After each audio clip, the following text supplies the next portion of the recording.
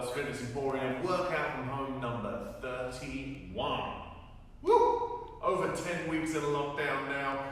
We are in week 3, if I do believe correctly, of our guts and butts cycle, where we are looking at building abdominal strength as well as glute strength, already looking through the whole posterior chain, as well as our general physical preparedness, our GPP, that we always do here at the Barbells.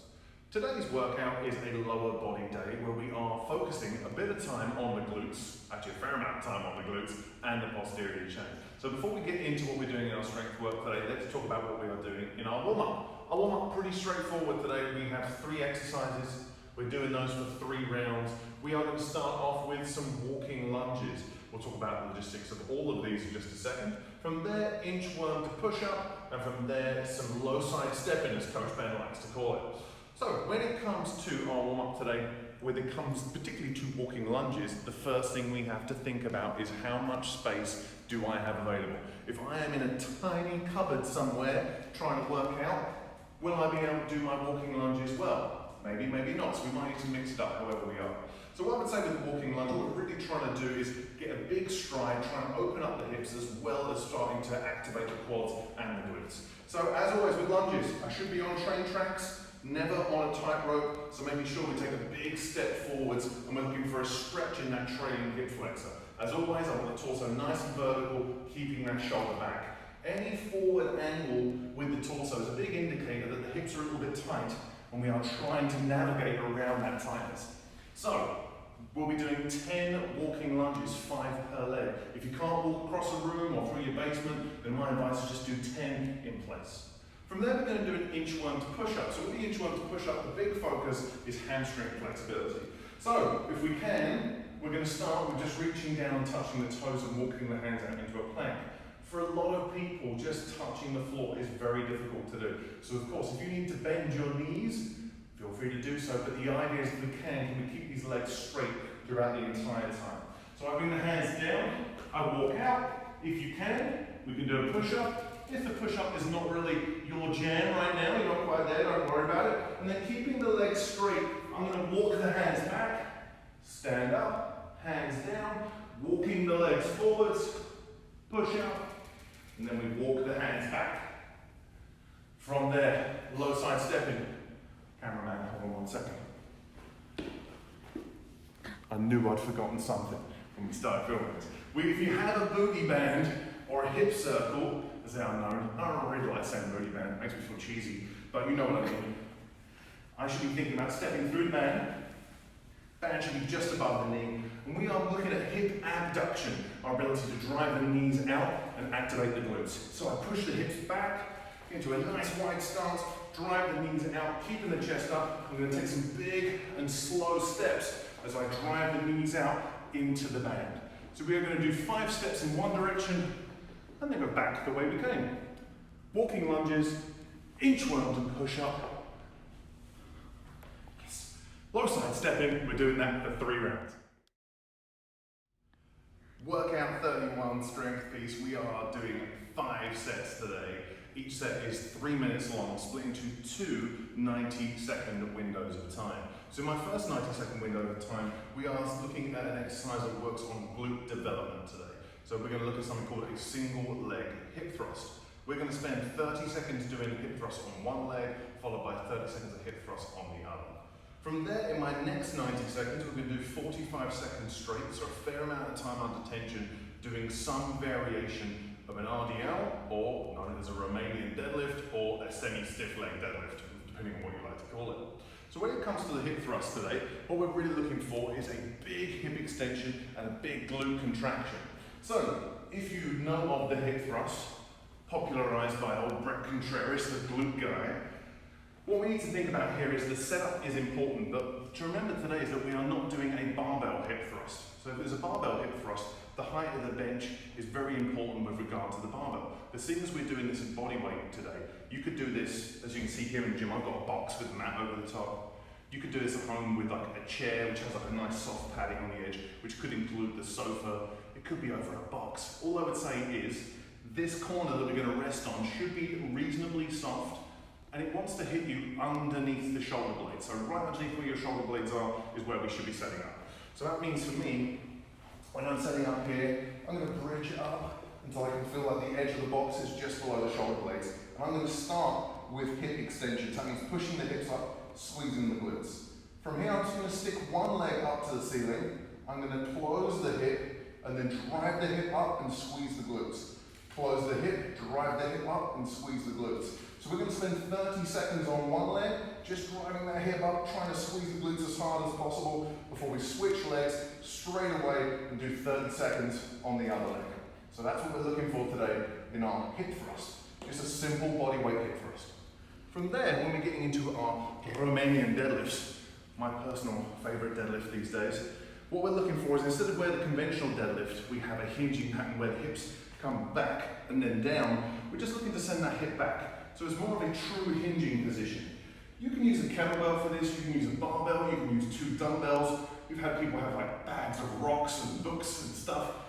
You could use a cat. Cats are always available. My advice is set the feet up about hip width. I'm going to push the hips back. Torso should be parallel-ish to the floor, making sure that I'm loading the hamstring and loading the glute. Keeping the spine nice and neutral. I drive the hips forward, squeeze the glutes, and on the way down, I'm going to push the hamstring back, big stretch of the hamstring, big loading of the glute, touch the kettlebell down, and drive forwards. So we're going to do 45 seconds of a Romanian deadlift, of course making sure that the most important thing is spinal integrity. Can we take care of that low back? So that's our strength piece today. Hip thrust for 30 seconds on one leg, followed by the other, followed by 45 seconds of Romanian deadlifts. We are doing that 5 times.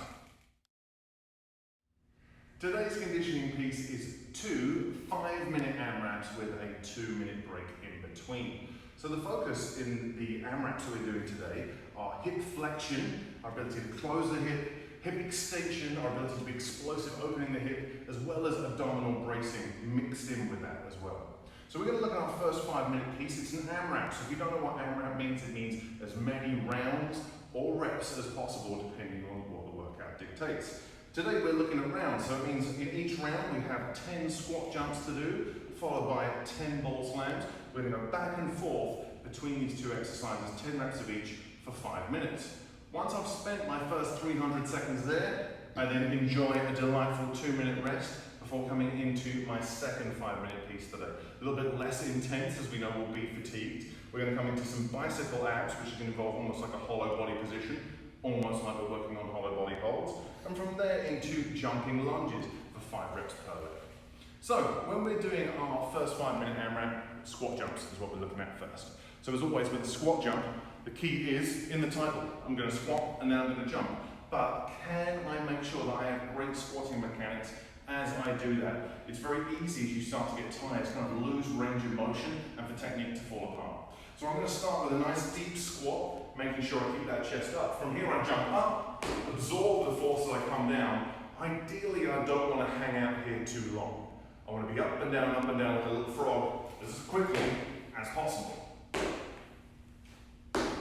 From there, as soon as I'm done, you can argue that your slam ball should not be very far away from you.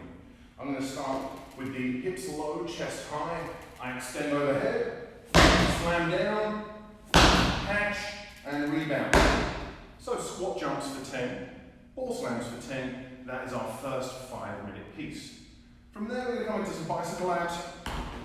When we're in our bicycle abs, almost like that hollow body hold, I'm going to lay down, push the low back into the ground.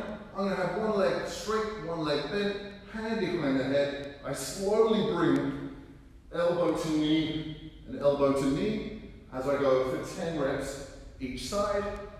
And from there, we come into jumping lunges. So with the jumping lunge, always I like to start with the knee on the floor, keeping the chest up. We straighten both legs as we come up, switch, touch the knee down, and going from leg to leg. If jumping and receiving that force does not feel nice for you, you could take the slam ball and just do some weighted reverse lunges. That could be an option too. So 2 5-minute AMRAPs today, 2-minute break in between. That's conditioning piece. The extra sauce today is meant to help us work on one of our overarching themes in this current 6 weeks, which is of course is abdominal strength. And the metric we've been using to test with is the hollow hold. So we're going to do some Tabata hollow holds today. So the Tabata interval has a ton of different uses depending on what you are intending on using it for, outside of its original intention of aerobic capacity. But today we're going to use it for isometric holds and muscular endurance. So if you don't know what a Tabata hold is, it's 20 seconds of work, followed by 10 seconds of rest. You do that 8 times for 4 minutes total. So when it comes to our hollow hold today, you remember a few weeks now we tested, we had 3 levels, level 1, 2 and 3. We'll go over those in just a second. Ideally, throughout our Tabata hollow hold, we keep the level that we tested in week number 1. So whatever level you are, that's the level that you should be holding on to throughout this Tabata interval. I will be kind a little bit if you do find that it's falling apart in a massive way. You're at level 3 and you're finding it, you just can't hold it at all anymore, and of course drop down to a level, but ideally we do not drop down to an easier level. When it comes to our hollow hold, as always, I start by laying on the floor. I'm going to push the low back down, reach forward with the hands, bracing the abdominals, pushing that low back into the mat. I take the feet off the floor, shins parallel to the floor, and this is level 1. Level 2 is both legs straight. Level 3 is both arms overhead. Whichever level you are doing, we're going to hold it for 20 seconds of work, followed by 10 seconds of rest, and we are doing that for 4 minutes in our finisher today.